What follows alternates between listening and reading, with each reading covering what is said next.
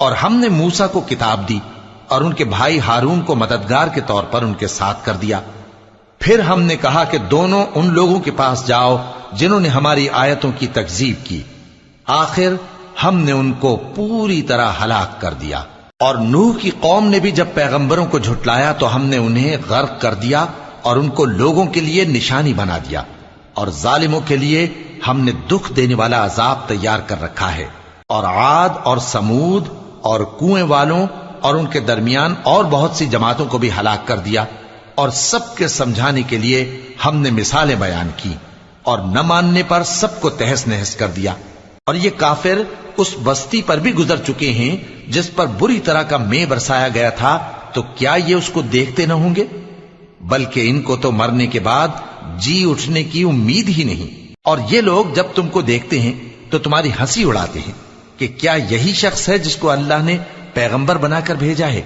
اگر ہم اپنے معبودوں کے بارے میں ثابت قدم نہ رہتے تو یہ ضرور ہم کو بہکا دیتا اور ان سے پھیر دیتا، اور یہ انقریب معلوم کر لیں گے جب عذاب دیکھیں گے کہ سیدھے رستے سے کون بھٹکا ہوا ہے۔ اے پیغمبر، کیا تم نے اس شخص کو دیکھا جس نے اپنی خواہش نفس کو اپنا معبود بنا رکھا ہے؟ تو کیا تم اس کے ذمہ دار ہو سکتے ہو؟ یا تم یہ خیال کرتے ہو کہ ان میں اکثر سنتے یا سمجھتے ہیں؟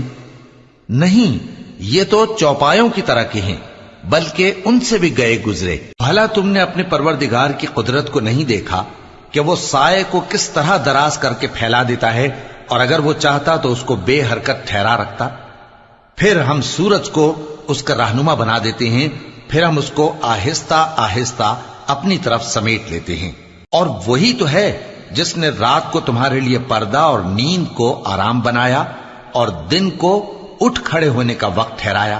اور وہی تو ہے جو اپنی رحمت یعنی مے کے آگے ہواؤں کو خوشخبری بنا کر بھیجتا ہے، اور ہم آسمان سے پاک نتھرا ہوا پانی برساتے ہیں تاکہ اس سے شہر مردہ یعنی بنجر زمین کو زندہ کر دیں، اور تاکہ ہم وہ پانی بہت سے اور آدمیوں کو جو ہم نے پیدا کیے ہیں پلائیں۔